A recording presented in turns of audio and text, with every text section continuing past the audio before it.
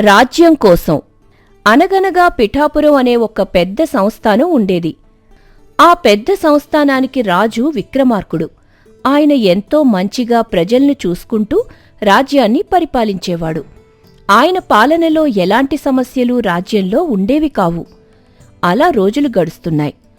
వృద్ధాప్యం మీద పడుతుందని తెలుసుకున్న మహారాజు తన కుమారుడైన రాకుమారుడు విక్రమకుమారుడికి రాజ్య బాధ్యతలు అప్పచెప్పాలని నిర్ణయించుకున్నాడు. అందుకోసం అతన్ని తన సభకు పిలిపించాడు. కుమారా, ఇక ఈ రాజ్య పరిపాలన నీ చేతిలో పెట్టాలని అనుకుంటున్నా. ఇప్పుడు నీవు దానికి సిద్ధమవ్వాలి. అంటే మొదటి నీవు రాజ్య పర్యటన చేసి ప్రజలు ఎలా ఉంటున్నారు, వారి ప్రవర్తన ఏంటి, వారికి ఏమి అవసరమనేది తెలుసుకోవాలి. అది కూడా ఒక సామాన్యమైన ప్రజల్లాగా వెళ్ళి రాజ్యాన్ని పర్యటన చెయ్యి. అప్పుడు నీకు వారి సమస్యలు అర్థమవుతాయి. వాటిని ఎలా తీర్చాలి అనేది నీకు ఒక అవగాహన ఏర్పడుతుంది. ఆ మాటలు వినగానే రాకుమారుడు విక్రమకుమారుడు తండ్రికి నమస్కరించి ఇలా అన్నాడు. సరే తండ్రి గారు, నేను మీరు చెప్పినట్టుగానే సామాన్య ప్రజల్లాగా మారి సామ్రాజ్య పర్యటన చేస్తాను. ఆ మరుసటి రోజు తండ్రి చెప్పిన విధంగానే రాకుమారుడు ఒక సామాన్య పౌరుడిలా వేషం మార్చుకుని రాజ్యంలో పర్యటన మొదలుపెడతాడు. రాకుమారుడు పర్యటన చేస్తున్న సమయంలో అక్కడ సుఖశాంతులను చూసి మనసులో ఎంతో మురిసిపోయాడు. ఆహా, మా తండ్రి గారు ఎంత బాగా రాజ్యాన్ని పరిపాలించారు. చాలా సంతోషంగా ఉంది. ఇదంతా చూస్తుంటే ఎంతో ముచ్చటగా ఉంది అని అనుకుంటున్న సమయంలోనే ఒక ముసలమ్మ చేతిలో నీళ్లబింది పట్టుకుని అటుగా నడుస్తూ వెళ్తోంది. ఆ వయసులో ఆమె అంత బరువు మొయ్యలేక రొప్పుతూ పెద్దగా తనలో తానే ఇలా అనుకోసాగింది. ఈ వయసులో ఇంతగా కష్టపడాల్సిన అవసరం ఏం వచ్చింది నాకు? భగవంతుడా, నాకెందుకీ కర్మ? నీటినిక్కడిదాకా మోసుకుంటూ తీసుకెళ్లాలా? నాకు తెచ్చిపెట్టేవాళ్ళు ఎవ్వరూ లేరు. అలాగని నేను పస్తులుండలేను కదా. మనిషికి ఆహారం, నీళ్లు అనేవి చాలా ముఖ్యమైనవి. వాటిని నేను ఆపలేను. కాని ఇలా ముసలిదానినై ఉండి కూడా ఇంత కష్టపడుతూ ఇంత దూరం నుంచి నీళ్లు మోసుకుని వెళ్లలేకపోతున్నాను. ఇలా ఊరి చివర కాకుండా ఊరి మధ్యలో కూడా ఒక చెరువు ఉంటే ఎంత బావుంటుంది. అందరికీ ఎంత సౌకర్యంగా ఉంటుందో కదా. ఆ ముసలమ్మ అన్న మాటలన్నీ కూడా పక్కనే ఉన్న రాజకుమారుడి చెవిన పడ్డాయి. ఆ మాటలు వినగానే అతని మనసు చెలించిపోయింది. మా రాజ్యంలో ప్రజలు ఎంతో సుఖంగా ఉన్నారనుకుంటే తాగే నీటి కోసం ఈ వృద్ధురాలు ఇంత కష్టపడుతోందా? ఈ సమస్యకు ఖచ్చితంగా పరిష్కారం చూపించాల్సిందే అని మనసులో గట్టిగా నిశ్చయించుకుని రాకుమారుడు మరికొంత సమయం తరువాత కొంచెం ముందుకు వెళ్తాడు. అక్కడతనికి మరో సరికొత్త సమస్య ఎదురవుతుంది. రాకుమారుడు విక్రమకుమారుడు అలా ఆలోచిస్తూ మరికొంత దూరం ముందుకు వెళ్తాడు. అక్కడొక ఇంటి ముందు జనం గుమిగూడి ఉండటం, లోపలి నుంచి ఏడుపులు, ఆర్తనాదాలు వినపడటం గమనించాడు. అసలు ఏం జరిగిందో తెలుసుకుందామని అతను ఆ ఇంటి దగ్గరకు వెళ్లాడు. అక్కడ ఒక కుటుంబంలో తండ్రికి విపరీతమైన అనారోగ్యం చేసింది. అతను మంచంపై స్పృహ లేకుండా పడి ఉంటే ఆ కుటుంబ సభ్యులు మరియు చుట్టుపక్కల వాళ్లు కంగారుగా మాట్లాడుకుంటున్నారు. ఆ సంభాషణంతా రాకుమారుడు శ్రద్ధగా విన్నాడు. అయ్యో, ఈయన్ని చూస్తే ప్రాణాలు పోయేలా ఉన్నాయి. ఒళ్లంతా నిప్పులా కాలిపోతోంది. ఊపిరి కూడా సరిగ్గా అందటం లేదు. ఎవరైనా వెళ్లి మన ఊరి నాటు వైద్యుడిని పిలుచుకురండి. నేనెప్పటికీ ఆయన ఇంటికి వచ్చానమ్మా, కానీ ఏ లాభం? పక్కూర్లో ఎవరో పెద్ద ఆయనకు బాలేదని ఈ పొద్దునే ఆయన అక్కడికి వెళ్లారంట. తిరిగి రావడానికి రాత్రి అవుతుందంట. మరిప్పుడు ఎలాగబ్బా? అయ్యో, ఈ పెద్ద రాజ్యంలో మనకు తెలిసిన నాటు వైద్యుడు కేవలం ఒక్కరు కూడా లేరే. ఆయన లేని సమయంలో ఎవరికైనా ఇలాంటి ప్రాణాపాయం వస్తే ఎలా? సరైన సమయానికి వైద్యం అందక తానుకేమైనా జరిగితే మేమెలా బతకాలి? దేవుడా, మాకు నువ్వే దారి చూపించాలి. ఆ కుటుంబం పడుతున్న ఇబ్బందిని, సరైన సమయానికి వైద్యం అందక వారు పడుతున్న వేదనను చూసి విక్రమకుమారుడి మనసు కలచివేసింది. ఒకే ఒక్క వైద్యుడు ఉండటం వల్ల ప్రజల ప్రాణాలు ఎంత ప్రమాదంలో పడుతున్నాయో అతనికి కళ్లకు కట్టినట్టు అర్థమైంది. అక్కడి నుంచి రాకుమారుడు ఆలోచిస్తూ పక్కకు వచ్చాడు. తాగడానికి నీళ్లు లేకపోవడం ఎంత పెద్ద సమస్యో, అనారోగ్యం వచ్చినప్పుడు ప్రాణాలు కాపాడే వైద్యుడు అందుబాటులో లేకపోవడం అంతకంటే పెద్ద సమస్య.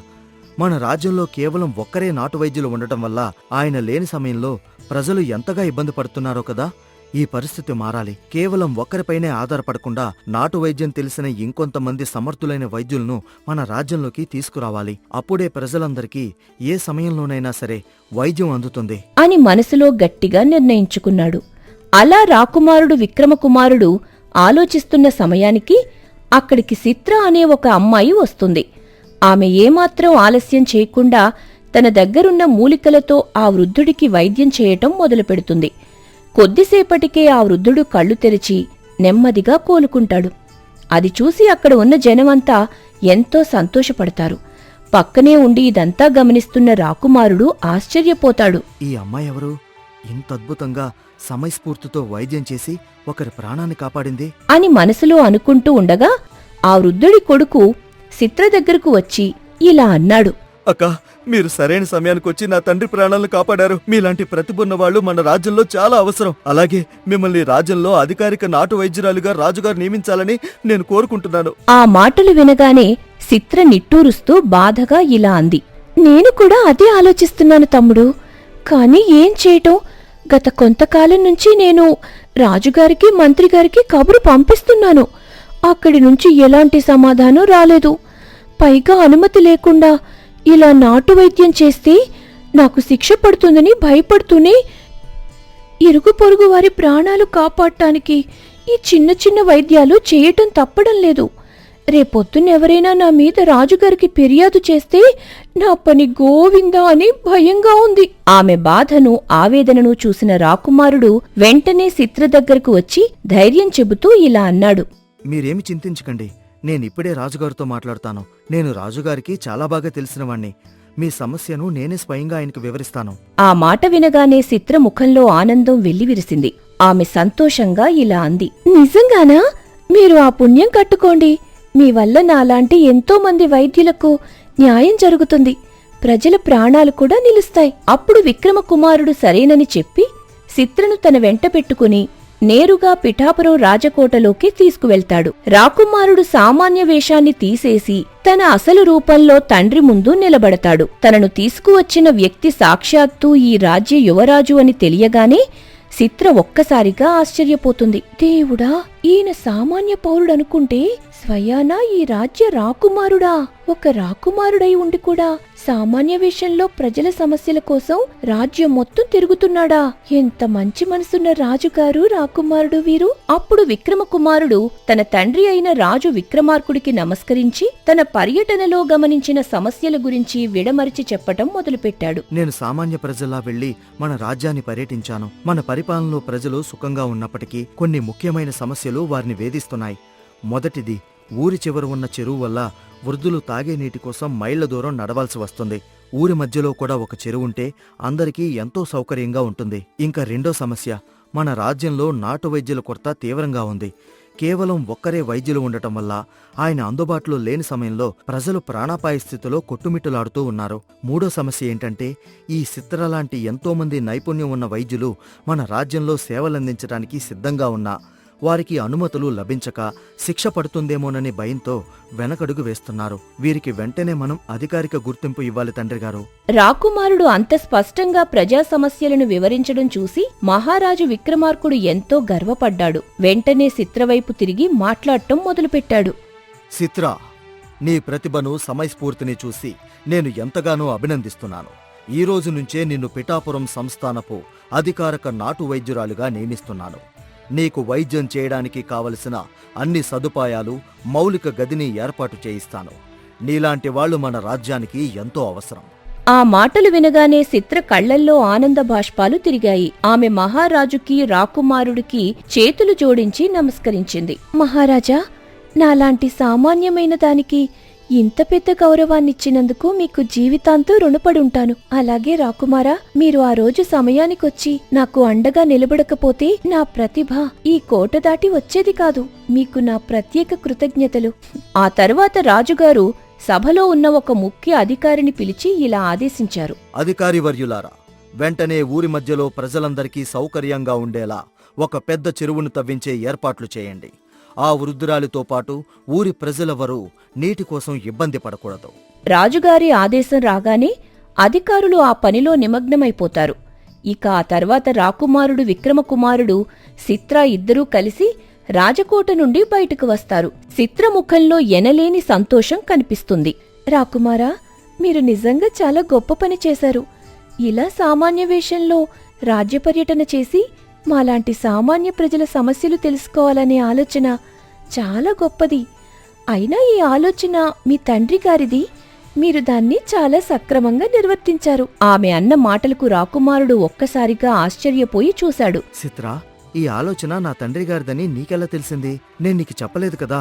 అప్పుడు చిత్ర ఎంతో ముచ్చటగా నవ్వుతూ ఇలా అంది. అంతా అర్థమవుతుంది రాకుమారా. నేనేమీ అంత తెలివి తక్కువ దాన్నే కాదు కదా. రాజుగారు మిమ్మల్ని పరీక్షించడానికి ఈ పర్యటనకు పంపారని నాకు అప్పుడే అర్థమైంది. ఆమె తెలివైన మాటలకు, ఆ అందమైన నవ్వుకు రాకుమారుడు పూర్తిగా ముగ్ధుడైపోతాడు. ఆమెపై అతనికి ఎనలేని గౌరవం, ఇష్టం ఏర్పడతాయి. అతను నెమ్మదిగా కూలుకుని చిత్రతో ఇలా అన్నాడు. చిత్ర, నీ తెలివి నన్ను ఎంతగానో ఆకట్టుకుంది. నువ్వు మరొక పని కూడా చెయ్యి. రాజ్యంలో ఇకపై ఎలాంటి సమస్యలు ఉన్నా నువ్వు ఎవరి అనుమతి కోసం వేచి చూడకుండా నేరుగా కోటలోకొచ్చి నాతో మాట్లాడవచ్చు. ఈ రాజభవనంలో నిన్ను ఎవరూ అడ్డుకోకుండా, వెనక్కి పంపకుండా నేనిక్కడ ద్వారపాలకులందరికీ చెబుతాను. ఏ చిన్న సమస్య అయినా సరే నువ్వు సరాసరి నా దగ్గరికొచ్చి మాట్లాడొచ్చు. రాకుమారుడు ఇచ్చిన ఆ పెద్ద అవకాశాన్ని చూసి చిత్ర ఎంతో ఆనందించింది. చాలా చాలా కృతజ్ఞతలు రాకుమారా. నా మీద ఇంత నమ్మకం ఉంచినందుకు. నేను అలాగే చేస్తాను. ఇక నేను వెళ్ళి వస్తాను అని సంతోషంగా అక్కడి నుంచి తన ఊరికి వెళ్లిపోతుంది. అలా రోజులు గడుస్తూ ఉన్నాయి. రాకుమారుడు విక్రమకుమారుడు సామాన్య వేషంలో రాజ్యంలో పర్యటన చేస్తున్నాడనే విషయం చుట్టుపక్కల గ్రామాల్లోని జనాలందరికీ నెమ్మదిగా తెలిసిపోయింది. దాంతో వారంతా తమకు ఉన్న సమస్యలను బహిరంగంగానే మాట్లాడుకోవడం మొదలుపెట్టారు. యువరాజు ఎలాగైనా వాటిని వింటాడనే నమ్మకం వాళ్లకు ఏర్పడింది. ఒకరోజు రాకుమారుడు ఎప్పటిలాగే రాజ్యంలో పర్యటన ముగించుకుని ఆ గ్రామం నుంచి మరొక గ్రామానికి దట్టమైన అడవి మార్గంలో నడుచుకుంటూ వెళ్తున్నాడు. అలా వెళ్తూ ఉండగా అక్కడ ఒక మహర్షి కనపడతాడు. ఆ స్వామీజీని చూడగానే రాకుమారుడు ఎంతో వినయంతో మోకరిల్లి నమస్కారం చేశాడు. ఇద్దరి మధ్య లోకజ్ఞానం, మంచి చెడుల గురించి కాసేపు సంభాషణ సాగింది. రాకుమారుడి నడవడిక, సంస్కారం చూసి ఆ మహర్షి ఎంతో ముచ్చటపడ్డాడు. ఏం నాయనా, నువ్వు చూస్తే సామాన్యమైన వాడిలా కనిపించటం లేదు. నీ భవిష్యత్తులో చాలా గొప్ప స్థానాన్ని చేరబోతున్నావు. నీకంతా మంచే జరుగుతుంది. ప్రజల పట్ల నీకున్న ఈ మంచి మనసుకి ఒక గొప్ప విజయం సంభవిస్తుంది. మహర్షి తనను పొగుడుతూ ఉంటే రాకుమారుడు వినయంగా నవ్వుతూ ఇలా అన్నాడు. స్వామి, మీరన్నది నిజమే. నేను సామాన్యమైన ప్రజల వ్యక్తిని కాదు. నేను పిఠాపురం మహారాజు విక్రమార్కుడి యొక్క కుమారుడిని, ఈ రాజ్య రాకుమారుడిని. ఆ మాట వినగానే మహర్షి రాకుమారుడి వైపు చాలా దీర్ఘంగా చూశాడు. ఆయన కళ్లల్లో ఏదో గుప్త రహస్యం తెలిసినట్టు ఒక వింత కాంతి మెరిసింది. ఆ వెంటనే ఆయన పెద్దగా నవ్వటం మొదలుపెట్టాడు. ఆ అడవి అంతా ప్రతిధ్వనించేలా ఆయన నవ్వుతూ ఉంటే రాకుమారుడికి ఏమీ అర్థం కాలేదు. గందరగోళానికి గురవుతూ ఇలా అన్నాడు. ఏమైంది స్వామి? ఎందుకలా నవ్వుతున్నారు? నేను చెప్పిన దాంట్లో నవ్వాల్సిన విషయం ఏముంది? అప్పుడు మహర్షి నవ్వాపి రాకుమారుడి భుజం మీద చెయ్యివేసి గంభీరమైన స్వరంతో ఇలా అన్నాడు. చూడు బాబూ, నువ్వు చెప్పిన మాట వినగానే మొదట నాకు మతి భ్రమించింది. ఒకవేళ నేను గత కొన్ని సంవత్సరాలుగా చేసిన పూజలు, తపస్సులు అన్నీ విఫలమయ్యాయా అని అనిపించింది. కాని నీ ముఖాన్ని, నీ హస్తరేఖలను నిశితంగా చూశాక నాకు విషయమంతా అర్థమైంది. నిజానికి నువ్వు ఆ రాజు యొక్క సొంత కుమారుడివి కాదు. ఆ మాట వినగానే రాకుమారుడు ఒక్కసారిగా నిశ్చేష్టుడైపోయాడు. స్వామి, ఎంత మాట అన్నారు? పిఠాపురం మహారాజు విక్రమార్కుడు కొడుకును కానా నేను? ఇది ఎలా సాధ్యం? మీరేదో పొరపాటు పడుతున్నారు. నేను ఎప్పుడూ అబద్ధం చెప్పను బాబు. నా తపశ్శక్తితో చూసి చెబుతున్నాను. నువ్వు ఆ రాజు రక్తానివి కావు. నీ పుట్టుక వెనుక ఒక పెద్ద రహస్యం దాగి ఉంది. నా పుట్టుక వెనుకున్న ఆ రహస్యమేంటో మీరే చెప్పండి. అప్పుడు మహర్షి నిట్టూరుస్తూ ఆనాటి గతాన్ని వివరిస్తూ ఇలా చెప్పడం మొదలుపెట్టాడు. చూడు బాబు, నువ్వు కన్న తండ్రి అని భావిస్తున్న ఆ విక్రమార్క మహారాజుకు మొదట 2 ఆడసంతానమే కలిగింది. ఆ తర్వాత వంశోద్ధారకుడి కోసం ఆయన మరొక భార్యను పెళ్లి చేసుకున్నారు. కాని ఆ రెండో భార్య కూడా ఒక ఆడబిడ్డకే జన్మనిచ్చి ప్రసవ వేదనతో మరణించింది. ఆ తర్వాత కొద్ది రోజులకే మొదటి భార్య కూడా తీవ్ర అనారోగ్య కారణంతో కన్నుమూసింది. దాంతో ఆ రాజు ఆ 3 కుమార్తెలను చూసుకుంటూ కాలం గడుపుతున్నారు. కాని ఆయనకు మనసులో ఒకటే పెద్ద బాధ వేధించింది. తన తర్వాత ఈ పిఠాపురం సంస్థానాన్ని పరిపాలించేందుకు, రాజ్యాన్ని కాపాడేందుకు ఒక్క కుమారుడు కూడా లేడే అని ఆయన నిరంతరం కుంగిపోయేవారు. మహర్షి చెబుతున్న విషయాలను రాకుమారుడు శ్రద్ధగా విస్తుపోతూ వింటున్నాడు. ఆ బాధతో మనశ్శాంతి లేక కొన్ని రోజులు రాజ్యాన్ని వదిలిపెట్టి బయటికి వెళ్లాలని నిర్ణయించుకున్నారు. అలా నిర్ణయించుకుని అడవి మార్గంలో ఒంటరిగా ప్రయాణిస్తున్న సమయంలో ఆయనకు ఒకచోట అనాథగా పడి ఉన్న నీవు కనిపించావు. నిన్ను చూడగానే ఆయన మనసు కరిగింది. నిన్ను చేతుల్లోకి తీసుకుని గుండెలకు హత్తుకుని, భగవంతుడా, ఈ ప్రసాదాన్ని నాకు ఇచ్చినందుకు కృతజ్ఞతలు. ఇది ఎవరు కన్నబిడ్డో నాకు తెలియదు, కాని ఇక నుంచి నా కన్నబిడ్డలా, నా సొంత కొడుకులా చూసుకుంటాను అని అనుకున్నాడు. నిన్ను కోటలోకి తీసుకువెళ్ళి అందరి ముందు యువరాజులా, వారసుడలా పెంచటం మొదలుపెట్టాడు. కాని ఈ విషయం రాజ్యంలో ఎవ్వరికీ తెలియదు.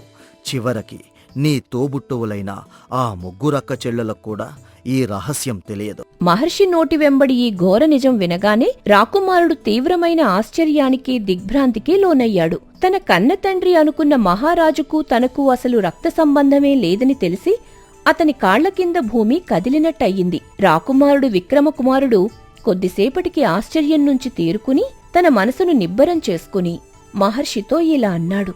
స్వామి, ఇంత గొప్ప రహస్యాన్ని నాకు వెల్లడించినందుకు మీకు ధన్యవాదాలు. నా తండ్రిగారు నా కన్న తండ్రి కాకపోయినా నన్ను సొంత కొడుకులా పెంచి నా మీద ఉంచిన నమ్మకాన్ని నేను ఖచ్చితంగా నిలబెడతాను. నేను పిఠాపురం రాజ్యానికి రాజునై ప్రజలను నా కన్నబిడ్డల్లా చూసుకుంటూ రాజ్యాన్ని గొప్ప మార్గంలో నడిపిస్తాను. అందుకు మహర్షి ప్రశాంతంగా నవ్వి ఇలా అన్నాడు. చాలా సంతోషం బాబు. ఈ నిజాన్ని నీలోనే దాచుకుంటే నీవు చాలా సంతోషంగా ఉంటావు. అలాగే మీ తండ్రి, నీ తోబుట్టువులు కూడా ఎప్పటికీ సంతోషంగా ఉంటారు. అలాగే స్వామి, ఈ రహస్యం నా గుండెల్లోనే సమాధి అయిపోతుంది అని చెప్పి రాకుమారుడు మహర్షికి నమస్కరించి తిరిగి మళ్లీ గ్రామానికి చేరుకుంటాడు. అక్కడ ఉన్న మరికొన్ని సమస్యలన్నీ పూర్తిగా తెలుసుకుని తన పర్యటన ముగించుకుని తిరిగి తండ్రి దగ్గరకు చేరుకుంటాడు. తాను రాజ్యంలో గమనించిన సమస్యలన్నిటికీ తండ్రి సహాయంతో తగిన పరిష్కారాలను ఏర్పాటు చేస్తాడు. రాకుమారుడి ప్రజానురంజకమైన పాలనా దక్షతను చూసి మహారాజు విక్రమార్కుడికి అతని మీద పూర్తి నమ్మకం ఏర్పడుతుంది. దాంతో ఆయన రాకుమారుడికి రాజ్య పట్టాభిషేకం చేస్తాడు. పట్టాభిషేకం తర్వాత విక్రమకుమారుడి పరిపాలనలో రాజ్యం మరింత సంతోషంతో, ఐశ్వర్యంతో తొలతూగుతుంది. ఆ సమయంలోనే ఒకరోజు వృద్ధ మహారాజు విక్రమార్కుడు కొడుకు దగ్గరకు వచ్చి ఇలా అన్నాడు. కుమారా, నీ పరిపాలన చూసి నా గుండె గర్వంతో నిండిపోయింది. ఇప్పుడు నీ సోదరీమణులు ఇద్దరి వివాహము జరిపించాలని నిశ్చయించాము. వారితో పాటే నీ వివాహం కూడా జరిపించాలని అనుకుంటున్నాను. నీ నిర్ణయమేమిటో చెప్పు. తండ్రిగారు, నా ఇద్దరు సోదరీమణులకు నేనే స్వయంగా దగ్గరుండి పెళ్లి జరిపిస్తాను. వారి వివాహం ఘనంగా పూర్తయిన తర్వాతే నా వివాహం సంగతి మాట్లాడతాను. కొడుకు బాధ్యతను చూసి తండ్రి సరే అని ఒప్పుకుంటాడు. ఆ తర్వాత రాకుమారుడు తన ఇద్దరు అక్కల వివాహాన్ని రాజభోగాలతో ఎంతో ఘనంగా జరిపిస్తాడు. పెళ్లైన తర్వాత ఆ ఇద్దరు అక్కలు అత్తవారిళ్లకు వెళ్లిపోతారు.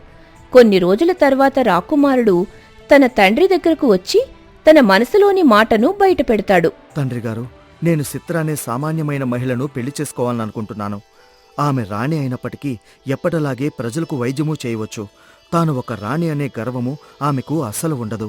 పైగా ఆమెకు వైద్యురాలనే పేరు మాత్రమే సరిపోతుందని నేను భావిస్తున్నాను. నేను ఈ నిర్ణయం తప్పుగా తీసుకునుంటే నాకు చెప్పండి తండ్రిగారు. అందుకు రాజు ఎంతో సంతోషపడి కొడుకు భుజం తట్టి ఇలా అన్నాడు. చాలా గొప్ప నిర్ణయం తీసుకున్నావు బాబు. స్వయాన ఒక రాణి అయి ఉండి కూడా రాజ్యంలోని ప్రజలకు తానే స్వయంగా వైద్యం చేస్తే ఆ రాజ్యానికి గొప్ప భార్యాభర్తలు అనే ఉత్తమ బిరుదు మీకే లభిస్తుంది. నీ నిర్ణయం నాకు ఎంతో నచ్చింది. తండ్రి అంగీకారం తెలపడంతో రాకుమారుడు చాలా సంతోషపడతాడు. ఇక ఆ తర్వాత చిత్రకు రాకుమారుడికి ప్రజలందరి సమక్షంలో వైభవంగా వివాహం జరుగుతుంది. చిత్ర పిఠాపురం రాజ్యానికి రాణి అయినప్పటికీ పెళ్లైన తర్వాత కూడా ఎప్పటిలాగే రాజ్యంలో తిరుగుతూ పేద ప్రజలకు వైద్యం చేస్తూ వారి ప్రాణాలను కాపాడుతూ ఉంటుంది. రాజ్యంలో ఉన్నవారందరూ ఆ విషయాన్ని తెలుసుకుని ఎంతో మురిసిపోయారు. ఇలాంటి గొప్పరాజు కడుపులో అంతకంటే గొప్పరాజు పుట్టాడు.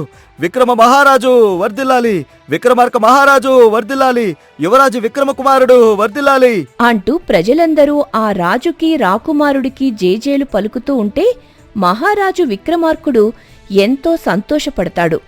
తన కొడుకు పుట్టుక వెనుక ఉన్న రహస్యం ఎవ్వరికీ తెలియకపోయినా అతను తన కన్న కొడుకు కంటే మిన్నగా రాజ్యాన్ని ఏలుతుండడం చూసి రాకుమారుడు కూడా మనసులో ఎంతో సంతోషపడతాడు. దీనితో కథ సుఖాంతమైంది.